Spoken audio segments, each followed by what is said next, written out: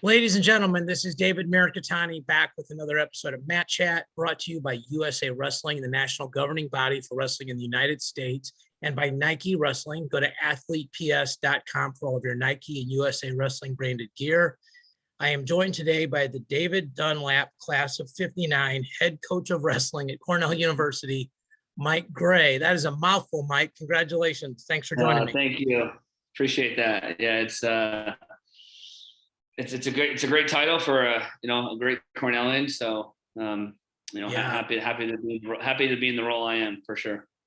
Yeah, I texted with you a couple times this summer, and to say that you've had a busy couple months would be a gigantic understatement.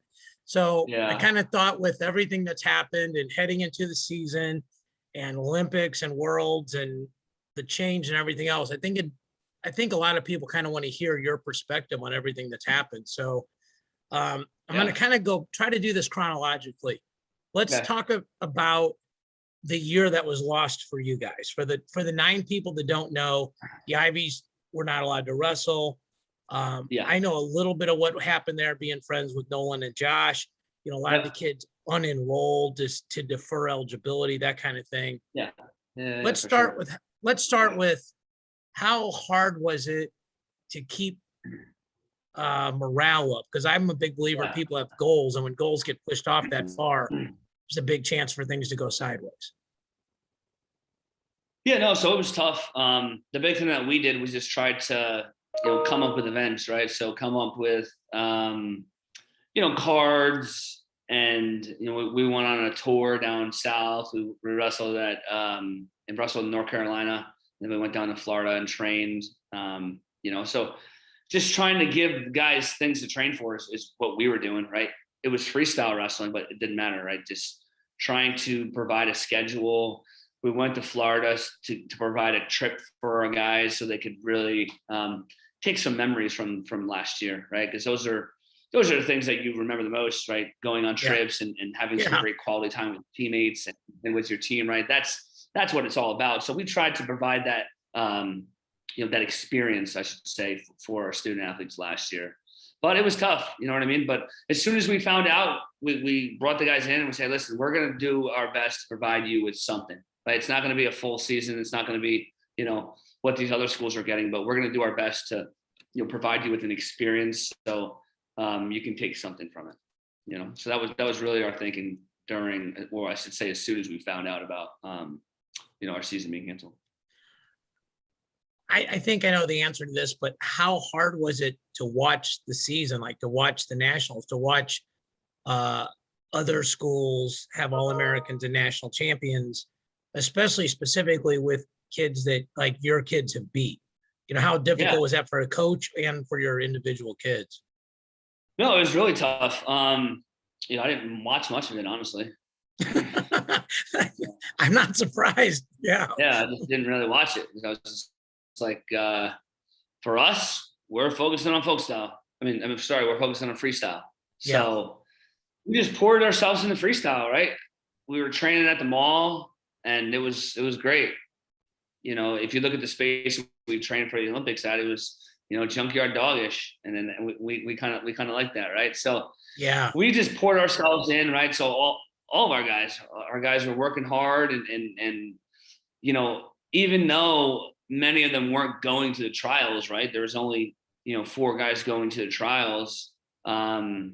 We, as a team, right, everybody bought in and wanted to prepare these guys. So their new mission became more than ever, right? And guys that are usually starters, right, on our team, preparing these 4 or 5 guys for the Olympic trials. And everybody really did everything they could to prepare those guys. But we also took 12 guys to last chance. We took 12 athletes to last chance, right? So we took so many guys to last chance. And a couple, we had Mumi wrestle Greco, we had LaJoy wrestle Greco, we had Jesse Williams wrestle Greco. So we had a bunch of freestyle and Greco-Roman athletes, but we took 12 guys, right? So we were doing everything we could to get our guys to compete. And it was exciting, right? We wrestled in a couple of those cards. But I guess my point being is that we just said, okay, freestyle is what we got, right? We can wrestle freestyle. We're going to pour ourselves into it. We're going to train as hard as we can. We're really going to focus. And at the end of the day, we believe that this is going to make us better in folk style wrestling. And I believe that for sure. Looking at the progression of our guys, looking at somebody like Hunter Richard, he's gotten a lot better, right? He's gotten a whole lot better, and I expect some really big things out of him this year. And I think a lot of that happened from the training he got, wrestling with Kyle, wrestling with Yanni, right? Wrestling with Javon Belfort, wrestling with Javon Belfort, who's number 1 in Canada at 74 kg, right? Wrestling with Dylan Williams, who's number 1 at 65 kgs in Canada, right? So quality workout partners. Yeah, it's a different style, but wrestling's wrestling. And wrestling's wrestling. This is going to get you to where you, right? It's going to get you to where you want to be. And also, our guys, right? We weren't worried about cutting weight for the guys that weren't going to these big tournaments. So it's like, just let it rip. You go to the summit, card, like we wrestled at UPenn or Philadelphia twice, right? For their cards. It's like, yeah, whatever, whatever catch weight, who cares? Just go out there and wrestle, right? And that's really what we were able to focus on, is just progression and skill development, and just really progressing as a team in general. And I think that's what last year provided for us that might have been different from other schools. But I guess, long story short, I didn't watch much folk stuff. So. Well, all the coaches I get to talk to that are in your position, whether as an assistant coach, which you were for part of this journey, and then a head coach, there's these training phases, right? There's training phase, and then there's like learning phase and cycles. And you guys have all this down to an art. And it seems like you guys were able to do a lot more learning phase, use the phrase, let it rip. And it feels like that's where guys, like, you could be trying more stuff. Like you say, you're not worried about your weight. You're not even really worried about your classes. So you can just focus on really almost the art of wrestling, which must have been fun to do. Yeah, no, I mean, I think that we, learning phase and training phase. I mean, we were training hard, right? But you talk about, like, you might perform the best when you're surrendering the result. Like in all, purposes of this, it's just like, we didn't care about the result because it literally didn't matter. you know what I mean? These were just throwaway matches that we were just trying to get our guys into because we wanted them to compete. We wanted them to have an experience. So the results honestly didn't matter. So it was just like, let's go out there and try to use the things you've been developing in the room, like use those techniques, right? Let's really focus on, being better in this position and not focusing on doing whatever you have to do to win, but really just help yourself become a better wrestler, a better version of yourself on the mat. And that was really the goal. So yeah, I think that we had, like, our guys that were wrestling in the trials, it worked out well because I was able to piece it together where they competed once a month, or maybe sometimes once every 5 weeks, 5.5 weeks. So we were able to get some good training cycles in, right? But the guys that were just training partners, right? We were not worried about peaking them or tapering them, right? Because it was just like, just be a good training partner for these guys, and then if we can get you a match, hop in there, right? So like a Saunders, his job is to work out with Yanni and maybe with Vito, and then for sure. And then we get you a couple matches, at this card or that card, hop in there and let it rip. So I mean, he wrestled. I think one of his matches was at like 66 kilos or something. Then the next one was at like, I think, maybe 71 or 72, like a couple of days later, right? So it's just whatever. If you can get on the mat and you can wrestle, let's do it, buddy. Let's do it. So and I don't really mention USA Wrestling very often on this podcast. I probably should, since they put me on the air, but the USA Wrestling events were probably really helpful, like the age group stuff, like the under 20s and the under 23s for these kids that didn't have a season. Like, obviously I follow Josh, and he had that one crazy match where they called him pinned, and he, won like 11 matches, but I watched Foca and these other guys, a bunch of your kids doing really well at the age group level. Yeah. Ramirez, all them. I was at the one in Coralville, and those kind of things. So I would imagine that those things were also things that kind of kept those guys' involvement and attention. Oh yeah, I mean, I think because USA wanted events too, right? Like crazy. Yeah.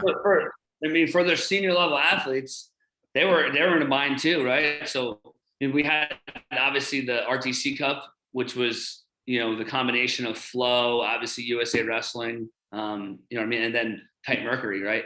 Yeah. To kind of put that thing together. But you know, you had Capitals Cup, or I think something like that, whatever it's called, the one down in North Carolina, that was great. You know, the age group stuff, juniors, and then U23s, and then the first one was also wonderful too. The first US Open in October, because it got us back wrestling, right? It got us back wrestling, and that was really neat. So no, I think that USA did a good job, right? They did a good job of putting on events and giving us opportunities to compete.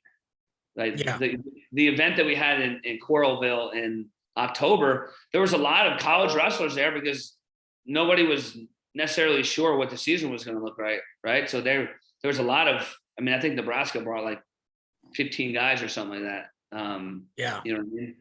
So people were just trying to figure out, well, are we going to be able to compete? You know, and if, you know, if there was uncertainty there, why not just wrestle when we know we can, right? Let's get to this tournament. Let's get the matches we know we're going to have. Yeah. Right. Sure. Take what you can get. I mean, that's kind of the motto, take what you can get and move on from there. So yeah, kudos to USA Wrestling. They did an awesome job giving, you know, us, our guys, the opportunity to compete, which is cool. Yeah, for sure. So I guess let's talk about the job change. And I know you've been interviewed about this. So it's not, I don't know, we'll break any new ground.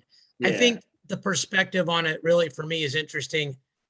I've been around you and Rob together. You guys genuinely seemed now like good friends, mutual respect, you know, where he was in charge, but he also gave you a lot of latitude, which you'd earned from him over time.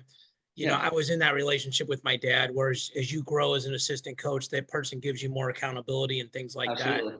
Yeah, for sure. And so, you know, when that whole thing happened with Rob going to Stanford, to me, what was interesting on the outside was who's going to leave, right? Like, you know, who's going to leave, who's going to stay, because your crew, your top-notch crew, is a lot of points at nationals, right? Like, you take 4 or 5 guys, that's probably anywhere from 60 to 100 points, depending on how well they wrestle for 3 days. Yeah. So sure. I don't know how to ask this the right way. What were your thoughts? Were you concerned they would leave? Were you not concerned at all? No, not at all. For me, it was just like, and it was us against them more than anything now, because like, listen, guys, it's literally you and me. That's it. Yeah, us against the world. That's it. Everybody else is gone, right? Everybody else is gone. And more than anything, it's just like, listen, you want to talk about loyalty, right? I'm here for you, right? Yeah. And I've always tried to be the player's coach. You know what I mean? The guy that's in there and grinding with the guys and you know, trying to lead by example and just, you know, be a quality coach for my guys. You know, be a friend, somebody they can lean on, right? Provide great mentorship. Like that's the type of coach that I hope I am, right? So when it became, you know, when it got announced rather that I was head coach, these guys are fired up. They're like, great, you know, you're the one running the show now. This is fantastic. You know, for many of them, I had a great relationship with. I mean, I have a great relationship with all of them, but many of them, I was tightest with them, you know, out of the 4 coaches, right? Like I was their guy. So it worked out really well in that regard.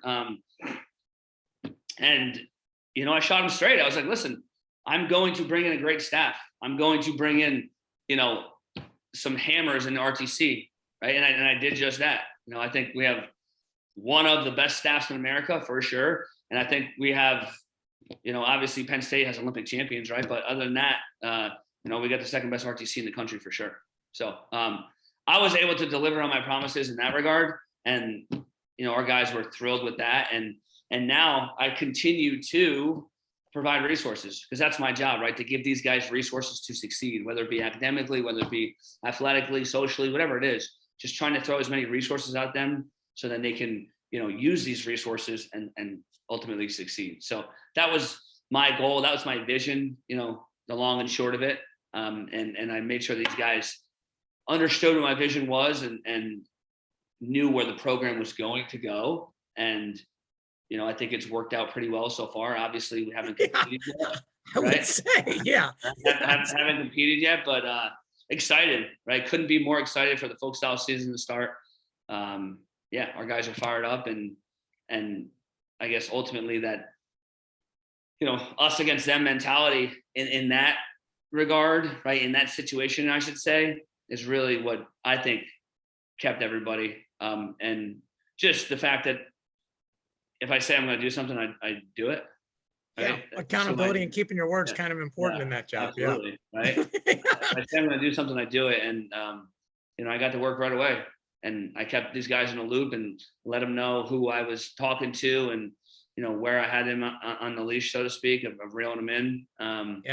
And, that kept them, on board, I guess you could say, right? So. Yeah, keep them believing. And I think you were at Pan Am's for when part of this was actually turning over, right? Yeah. So I was in Georgia with the second Olympic camp. And then stuff started going down. But yeah, I was in Guatemala when the changing of the guard, so to speak, actually happened. So yeah. You can imagine I got a couple calls from somebody we both know. So I think so, it was a crazy time. It was a crazy time to be chatting with folks and trying to, keep things on the rails, so to speak. When you're in Guatemala, it was challenging. So it all worked out. When I'm watching it, it's interesting, right? Because sometimes you mentioned the phrase players coach, which I have seen that about you. I watch how probably the most obvious person is Yanni, in the nationals, his freshman year when he won, and he's pointing at you, and it's what you would talk to him about his mindset, and you hear the interviews after, but it's and those got to be just magical moments for you. That's why you coach, or those moment kind of things. Yeah, for sure. Right. Those are the things that you'll be talking about 50 years from now. But part of the fun thing of being an assistant coach is you get to kind of be the player's coach. You're not the heavy, right? And so when now you're obviously the head coach, and the role changes a little bit, what were you looking for attribute-wise, skill-wise, trait-wise, in putting your staff together? Yeah, so for me, it was trying to find guys that, fit well with me and things I do well, right? So trying to find guys that not replace me, but guys that can, fill roles, so to speak, right? I think Kellen is a phenomenal, coach. I think he's technically one of the best coaches in the country for sure, possibly the world. He can still scrap it out and get in there and wrestle hard with the guys. He's got a great way about him, and he can build guys up. So I think that with him, and he's also a great recruiter, right? He has his Michigan ties. He has that Midwest ties that we want to continue to have here at Cornell. You know what I mean? So and I knew him from when we were kids, right? So I think that a lot of the things that he had were things that I wanted here, right? He, like I said, he went to Blair when we were in high school. So I wrote that note. Did you guys cross paths at Blair?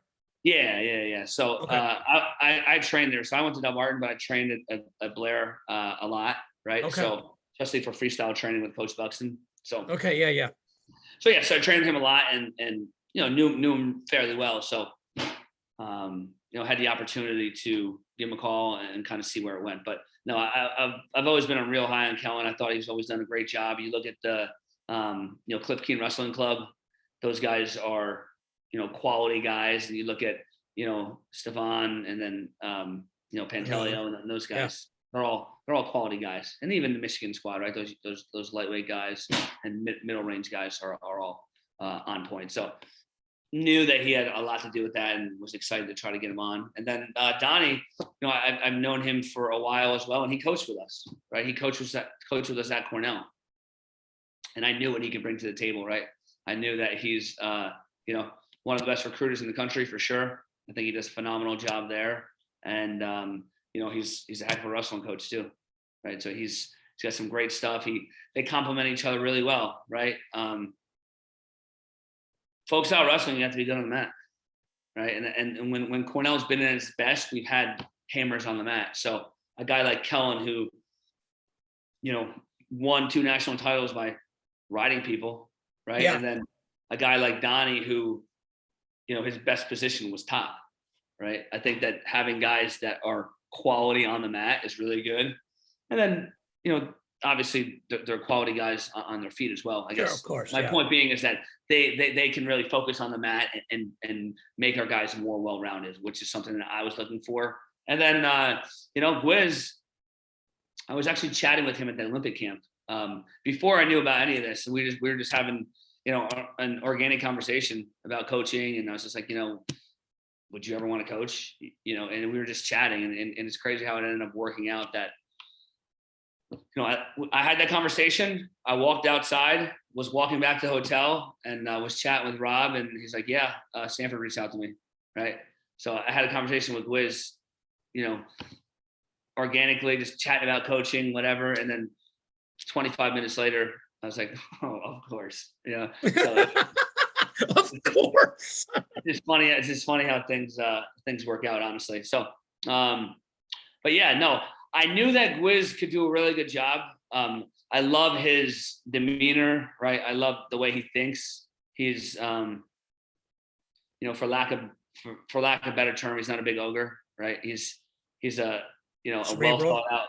Yeah. He's a really well thought out individual, especially for, how do I put this, for a big guy, right? Yeah, that's fair. You know what I mean? Yeah. He's very bright. He's very bright. I like the way he thinks. I like the way he approaches the sport. And that's something I want. Obviously, we can hit our head against the wall and beat the wall down, but you can also step around the wall, right? Or find a door. Yeah. There you go. Exactly. Yeah. Right. So point being is that we want to be tough. We have to be tough, but we also want to be very strategic and very, I think sharp with everything we do, sharp and, using good strategy. Right. So let's talk about the Olympics. Obviously you were there with Dake. He takes bronze in kind of a bracket. I don't think anybody would have predicted that, he would lose to the Azerbaijani and then he would get pulled through and then wrestle as well as he did against Chamizo. And that was Belarusian. Sorry, my fault. Yeah. And then got pulled through and then wrestled so well against Chamizo. So I've listened to the interviews with you and Dake. I don't think there's any new ground to break there. One of the things that I saw, which I don't know that you could speak for him, but I think maybe you can, or your impression of it. Yanni said that being a training partner there, that being around all that stuff was like a life-changing experience for him. Yeah. And for me, doing these interviews with you guys, all the guys that are the best guys in the country, the world, yeah, I think it makes me look at the world a little differently. Like if I'm not looking at the world the way the best guys in the world are, I'm pretty sure there's something wrong with me because these guys are winning. These guys are successful in what they do. And I can apply that to my personal life, my business life, my relationships, whatever the case may be. Yeah. So I'm guessing that's part of it, but you was obviously, a great experience for you as well to, not only that Dake medal, but be around that team that did so well, men's and women's freestyle. What did you take away from it? And what do you think Yanni meant by what he said? So I think what Yanni meant is, he's been around Kyle forever, right? And what he learned is there's many different ways to, be professional and to be great, right? And what he learned, I think, is that he has to develop his own path, right? His own brand of greatness. You know what I mean? If you try to be like somebody else, you're gonna be the second best version, right? Right? Because it's them. So what he learned is he needs to take things from everybody. Right? Took a little bit from Gilman. Was around Gilman a lot. Loved being with Gilman. Obviously Kyle is his guy and his guy that we'll say is his role model, right? David Taylor, right? He does things his way as well. Kyle Snyder, another guy, right? So the point being is that he learned from all these guys and took bits and pieces from everybody that he can now make, I guess, his own brand, right? His own way of approaching and trying to be a professional and trying to be ultimately the world Olympic champion, right? So I think that's what changed his eyes. What changed in his eyes is seeing the drastic differences between certain folks, but it can still, when it comes on the mat, it achieves greatness, right? And there's many different ways you can do that, right? Kyle, well, it's just like wrestling in general. You can win wrestling, right? There's so many different ways of training in different countries, right? And then when you come together on the mat, these things collide, right? Which is great. So for Yanni, it was just seeing there's many different ways to skin a cat. You know what I mean? To put it in layman's terms, right? Sure. There's many different ways to skin a cat, but they can all lead to greatness.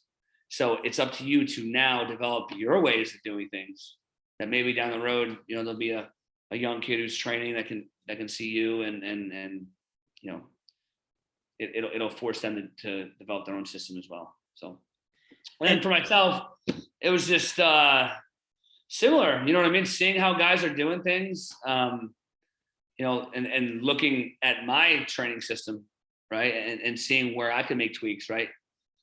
Being critical, right? Being self-critical is huge, right? Yes. What is it?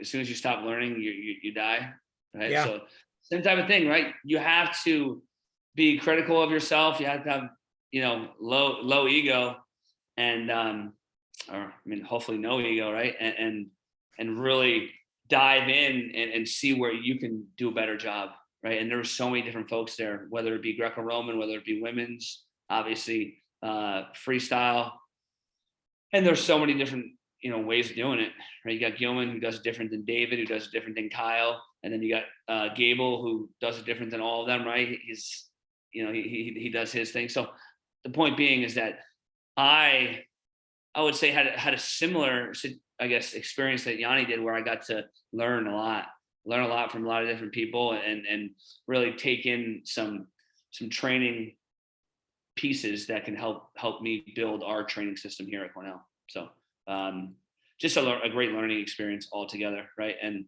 for me, that's what I wanted, right? I was excited to coach my athlete, and obviously, during our workouts being in there, but we worked out twice a day, right? And not every workout Kyle went to, right? But I would just go to the workout anyway, just to see what guys are doing, right? Just to see what girls are doing, just being around high level individuals and high level coaches and athletes. There's always things that you can take away. Doesn't matter who or what it is, right? So being open to that was really good for me. Yeah, we ran a charity event this weekend, and like Randy Couture came in for it. There was a young kid, like a high school kid, that worked it, and he's not involved in wrestling at all. Yeah. And I talked to him afterwards, and I was like, it's really important that you see how high achieving people think and how they process and how they set goals, and they may fail. Like, I know Kyle Dake's goal was to win a gold medal, and depending on how you look at it, either succeeded at winning the bronze or failed at winning the gold. He's still done better than 99.9999% of the rest of us in this world will ever do.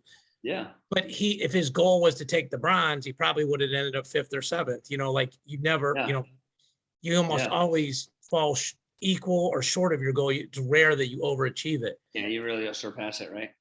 Yeah, you got to shoot for the stars, right? So, and that's been a blessing of this podcast, is to get to pick the brains of guys like yourself and all these other people that have come on, because like you said, you can take a nugget from this person, a nugget from that person. And even if they don't look at the world the same way you do, their perspective on this one thing can help make you a better coach, person, whatever. So, so you come back, and then there's the world championships, right? And now, you've got 2 guys over there, and I don't want to. I'm going to skip this, but I just want to say off the record, I was super impressed with how Vito wrestled at trials, and even the adjustment he made from match 1 to match 2. Yeah, no, he wrestled well, and I think, and it gives him confidence knowing that, he wrestled Gilman tough, right? And then you see Gilman Summer, right? Gilman, Olympic bronze medalist and world champion. So, I think that gives that gives him encouragement going into the college season, and also, gives him encouragement knowing that he wrestled him really tough. So yeah, I had Fix on a couple weeks ago, and he talked about that. It was actually after the trials and before the Worlds, and he talked about, hey, if Gilman's right there, that means I'm right there, kind of thing. Which obviously Vito's right there too. Yeah, no, for sure. And I think that's the truth. Especially our weight classes are deep now, right? Yeah. Really, There's a lot of guys that are a whisker away from each other for sure. Yeah, I know for sure.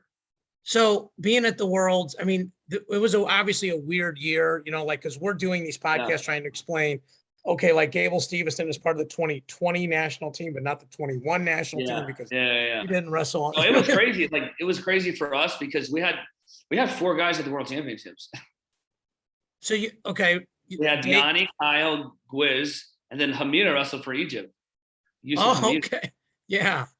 So I coached Yusuf day one, right? Because Donnie's Gwiz's personal coach. Okay. And then I think Bill or Joe were in the corner as well with them. Sure. Right? So I was in Yusuf's corner, and he did well. He scored a takedown on the Russian, ended up losing 7-3, competed hard, and he won a match. So we went 1-1 at the World Championships. So that was cool. But yeah, so we had a bunch of guys there, and it was great. It was a testament to, I guess, the direction we're moving in, and kind of where we're headed, I guess. Yeah. And you had mentioned a few minutes ago about keeping your promises, telling the kids you're going to build a great staff and a great RTC, right? And we've talked about the staff and that stuff and how it related to this summer and all these guys. And the RTC, obviously, like having a Dake in the room, that kind of thing is critical. Adding Gwiz and adding some of these other guys, how does that, I was completely wrong when these RTCs first came out. I thought, that A would drive B, and instead it's B's driving A. Like, the better your RTC, the easier it is to recruit, instead of the other way around. And I don't know why I looked at it the other way, but in hindsight, it's pretty clear how it should have been. It's just all about creating trickle down. It's all about creating a trickle down from your RTC to your college program, right? The better guys I'm able to get into my RTC program, they can train with my college guys. And I think that the level of the entire room is going to rise, right? And that's what I'm trying to achieve, right? And that's the beauty of it, right? We have, Vito, we have Yanni, we have Kyle, we have Javon Belfort, we have Dylan Williams, both number ones in Canada. We have Skatska, we have Drew Morgan, you know what I mean? We have Gwiz, we have Hamida, we have Scotty Boykin. So we have a heck of an RTC, right? And these guys, and that's the beauty of the system right now, right? When these guys are training to become national team members and world team members and world champions and win world medals, they are allowed to be in your varsity practice. Yeah. Right. So even outside of the RTC, right, they can obviously, we can all have an RTC practice and it's all hunky dory, right? But they can be in your varsity folk style practice as well. Yeah. Right. And that's invaluable. Yeah. That's what we're doing. Well, it's like having 3-4 more coaches in the room, right? Like even if they're not going live that day. And it's like having, it's not having it. It is having workout partners, right? Guys that are better than your starter that are, challenging your starter to get that much better, right? It's perfect, right? So our heavyweights, they're in such a great situation, right? You have Yusuf Hamida and you have Gwiz, right, as your training partners, right? Then you got Scotty Boykin too, who's about 220. So for the big guys, it's a great situation, right? And then you trickle down into Morgan, who's about 100, 200 pounds. That fills up your 84-97. Then you have Skatska, right? So systematically, all these guys have an RTC stud that they can train with. You know what I mean? Yeah. One of the things to jump around, you talked about Yanni and him figuring out his own path. Yeah. And I made a note. One of the things I don't even know why I didn't connect this. Like obviously the number of 4-time national champs is few and far. Yeah. And how much does Yanni get compared to Dake? And do you think obviously now I'm like, hey, four-timer possibility, like still on the board kind of thing. and they're friends, and you can tell they have respect for each other. Yeah. How much of it has been great for Yanni, and how much of it, like you said, him sort of seeing, I can follow that path, but there's other paths to follow for me to end up where I want to go. How much is no, I think he doesn't get compared to him a ton, maybe from outside, but like they're very different people. You know what I mean? So I think that eternally, you know, within our program, we don't really compare them too much. Sure. Because at the end of the day, excuse me. I mean, you never know, right? I mean, heck, Vito, and I always bust Yanni's chops about this. And like, Vito did better than you at the trials. You know, he's an Olympic trials finalist, right? Yeah, he's the Olympic alternate. And he got COVID before the World Team trials. So the point being is that Kyle is on a different level. He's a 3-time world champion. He's an Olympic medalist. Can you get there? Absolutely. Do I think you'll get there? Absolutely. I have utmost confidence in you. And you and Vito, right? I think you guys are going to get there. Are you there now? No. So we're not comparing, because you're not apples and oranges right now, buddy. Apples and oranges. You're not there. Right. Yeah. And there's no shame in that. You got to get better. Right. And that's the beauty of this whole thing we're doing here. Right. I think it's about athletic growth. It's about human growth. Right. It's about, you know, psychological growth. Just growing and becoming the best version of yourself is why we're doing this. Right. And I think that's what's really important. I think it's cool because, like, in a lot of programs with him, a chance to be a 4-timer, having won it twice, doing what he did, making a world team while still in college, he would be that dude. And, you know, like, it'd be hard to find guys to keep him humble. It'd be hard to find guys that could beat him in a different program. Oh, I hear you. Yeah. And you guys have got this set up where he can get humbled every day. He can get better. Yeah, but I think that, I think you've chatted with Yanni. He's just a special kid that's never, you know what I mean? He's the most critical of himself no matter what, right? So what I mean? Like, he is the most low maintenance, you know, low ego guy I know.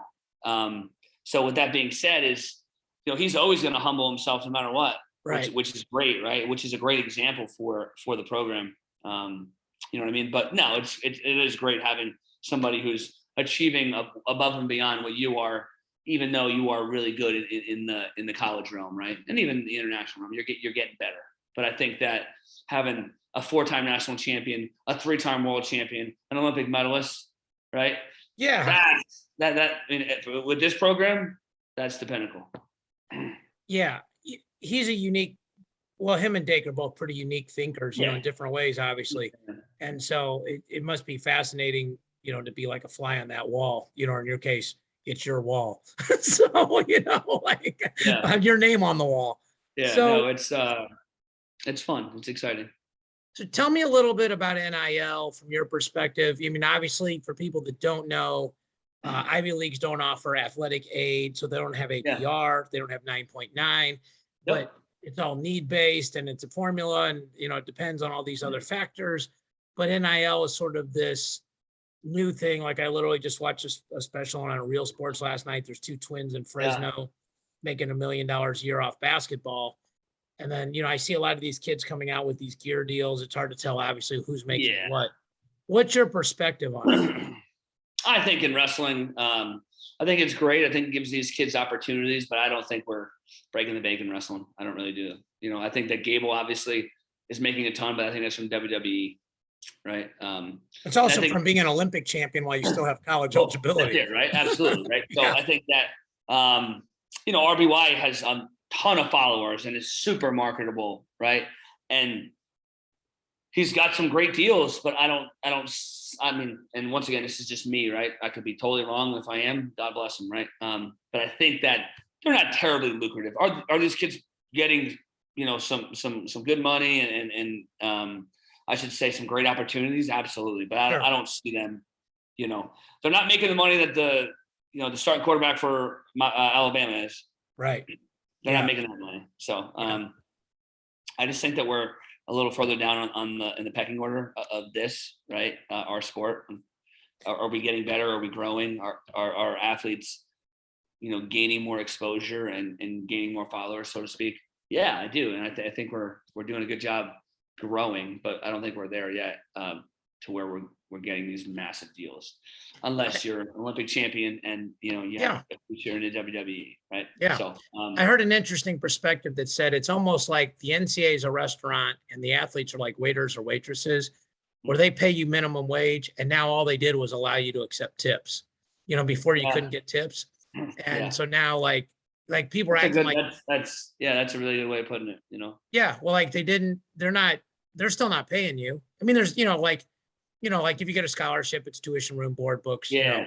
So the one thing for us, it's interesting because depending upon your financial aid situation, because we're all need-based financial aid in the Ivy Leagues, right? It can affect your aid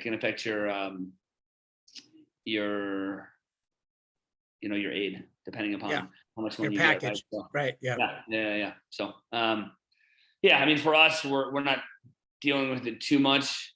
Like I said, and we have two guys that are pretty, fairly high profile, right? Yeah. And like I said, they're getting their deals, and they have good deals. And I think that they are getting their worth, which is great to see. But I think that analogy is fantastic, right? Where, the waiters or waitresses are now getting tips. Feel free to steal it, Mike. If I give you one thing that you didn't know ahead of time, I feel like I did a good job. So. Yeah, no, it's a great way of putting it too. Honestly, it really is. Yeah. So, do I think that wrestling it's making that big of a difference? Yeah, I mean, and it really also comes back on what's the difference to you? How much money is making a difference to you? You know what I mean? Yeah. Are you struggling this bad? Are you on a full ride, so it doesn't really matter anyway? Like these things all matter, right? These things all matter, right? Is it going to help you springboard in the MMA? Maybe, right? Like that's a different.